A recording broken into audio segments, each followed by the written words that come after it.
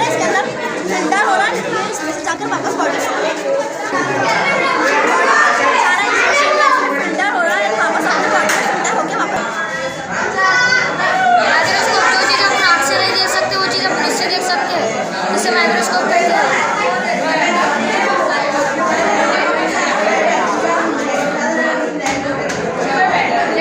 Security system चारों तरफ laser का रिफ्लेक्शन है, और अगर इसके बीच में कोई चीज़ आती है तो ये बीप करेगा या फिर उसका लाइट शुरू होगा। सर अभी वो थोड़ा बहुत तो सर उसका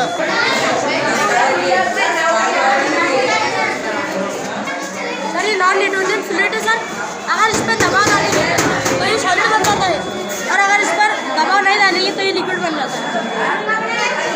और इसको अपन सेमी सॉलिड भी कह सकते हैं। ये ना ही लिक्विड है और ये ना ही पानी, ये सॉलिड है, ये उन दोनों के दरमियान का हिस्सा है। उसको क्या बोलते हैं? जो ना लिक्विड है ना सॉलिड है उसको क्या बोलते हैं? Semi solid. Semi solid. बताइए कैसे लिक्विड बन गए हैं? सर ये ऐसा आइजैक न्यूटन ने 19th सेंचुरी में